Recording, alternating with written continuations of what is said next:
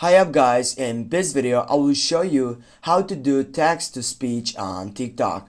Firstly, get up to the create section with the plus icon on your third side. Click on the third side, then get the video from your uploading site on the right wing, or you can just record it right now. Now we'll go and record right now. Yeah, now I'm done. I will go on the tick on my right side, and what I do, get up to this second problem to take off and get up to the text to speech.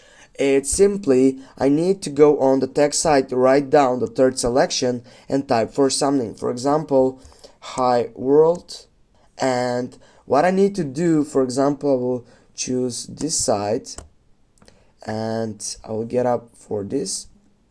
And now when I type on the text, as you can see, there it is, an option for text to speech on the first side. Just click on it, and now as you can see guys, when I go and turn on my volume, you can hear the same thing. Thanks for watching. Don't forget to hit that like and share the video. See you soon guys.